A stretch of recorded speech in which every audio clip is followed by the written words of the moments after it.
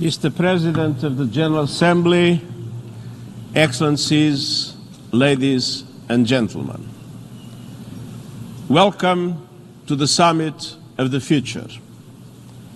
I thank the co-facilitators, the former and current presidents of the General Assembly and all member states for their strong engagement, creativity and spirit of compromise, and all my colleagues for their invaluable efforts over the past 3 years. We are here to bring multilateralism back from the brink.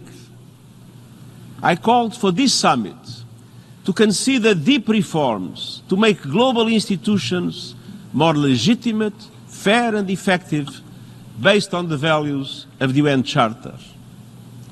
I called for this summit because 21st century challenges require 21st century solutions, frameworks that are networked and inclusive and that draw on the expertise of all of humanity. I called for this summit because our world is heading off the rails and we need tough decisions to get back on track. Conflicts are raging and multiplying, from the Middle East to Ukraine and Sudan with no end in sight. Our collective security system is threatened by geopolitical divides, nuclear posturing, and the development of new weapons and theaters of war. Resources that could bring opportunities and hope are invested in death and destruction. Huge inequalities are a brake on sustainable development. Many developing countries are drowning in debt and unable to support their people. And we have no effective global response to emerging, complex, and even existential threats. The climate crisis is destroying lives, devastating communities, and ravaging economies. And we all know the solution: a just phase out of fossil fuels, and yet emissions are still rising. New technologies, including AI, are being developed in a moral and legal vacuum without governance or guardrails. And in short, our multilateral tools and institutions are unable to respond effectively to today's political, economic, environmental, and technological challenges. And tomorrow's will be even more difficult and even more dangerous. When the United Nations was established nearly 8 years ago, it had 51 member states.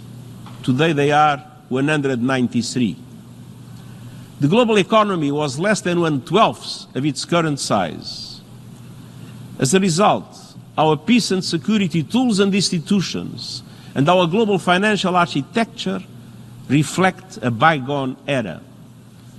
The United Nations Security Council is outdated, and its authority is eroding. And unless its composition and working methods are reformed, it will eventually lose all credibility. The international financial architecture was established when many of today's developing countries were under colonial rule. It does not represent the realities of today's global economy and is no longer able to resolve economic challenges, debt, climate action, sustainable development. It does not provide the global safety net that developing countries need. Meanwhile, technology, geopolitics, and globalization have transformed power relations. Our world is going through a time of turbulence and a period of transition. But we cannot wait for perfect conditions. We must take the first decisive steps towards updating and reforming international cooperation and make it more networked, more fair, and more inclusive now. And today, thanks to your efforts, we have.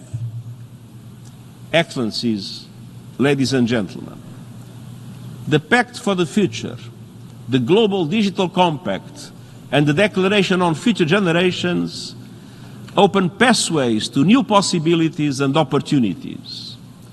On peace and security, They promise a breakthrough on reforms to make the Security Council more reflective of today's world, addressing the historic underrepresentation of Africa, Asia-Pacific and Latin America. They lay the foundations for a more agile peace-building commission and for a fundamental review of peace operations to make them fit for the conditions they face. They represent the first agreed multilateral support for nuclear disarmament in more than a decade. They recognize the changing nature of conflict and commit to steps to prevent an arms race in outer space and to govern the use of lethal autonomous weapons. They include measures to mount an immediate and coordinated response to complex global shocks. On sustainable development, these agreements represent major progress towards groundbreaking reforms of the international financial architecture. They will help to make its institutions more representative of today's world, capable of mounting a stronger response to today's challenges, and able to provide an effective global safety net for developing countries at a time when many of them are suffocating in debt and unable to make progress on the SDGs. The Pact for the Future is about turbocharging the Sustainable Development Goals and the Paris Agreement, accelerating a just transition away from fossil fuels and securing a peaceful and livable future for everyone on our planet. It includes a groundbreaking commitment by governments to listen to young people and include them in decision-making at the national and global levels. And it commits to stronger partnerships with civil society, the private sector, local and regional authorities, and more. The Global Digital Compact is based on the principle that technology should benefit everyone. It includes the first truly universal agreement on the international governance of artificial intelligence. It commits governments to establishing an independent international scientific panel on AI and initiating a global dialogue on its governance within the United Nations. The Global Digital Compact represents the first collective effort to reach agreed interoperability standards essential for consistent measurement. And it supports networks and partnerships to build capacity on AI in developing countries.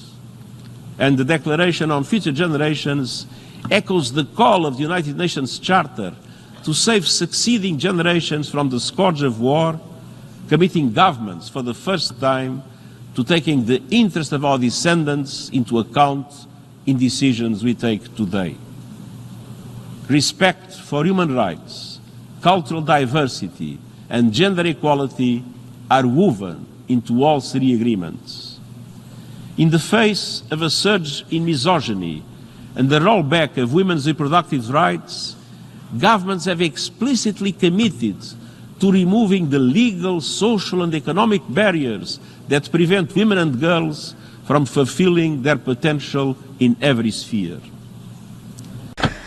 Excellencies, I welcome these three historic agreements, which mark a shift toward a that is more effective, more inclusive, and that is more network-based in its functioning.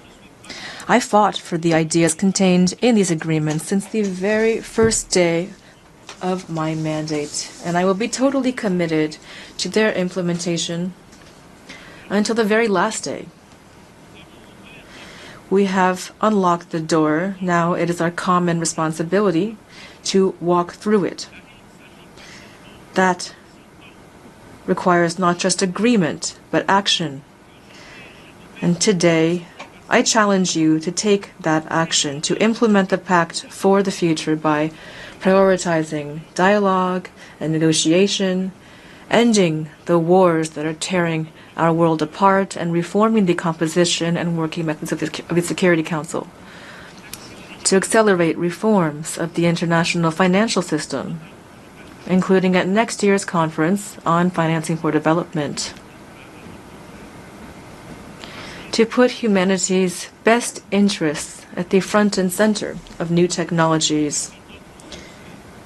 Our success or failure hinges not on the adoption of agreements, but on our actions and their impact on the lives of the people that we serve.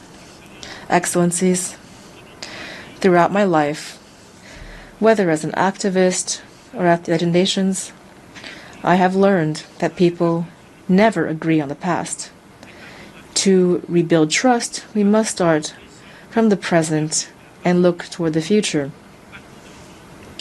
Throughout the world, people are hoping for a future of peace, dignity, and prosperity. They're crying out for global action to solve the climate crisis, tackle inequality, and address new and emerging risks that threaten everyone. And they see the United Nations as being essential to solving these challenges. All this was confirmed during the past 2 inspirational action days. The Summit of the Future sets a course toward international cooperation that can meet their expectations. Now we're taking these first important steps together, and I congratulate all member states for playing their part. Now, let's get to work. Thank you.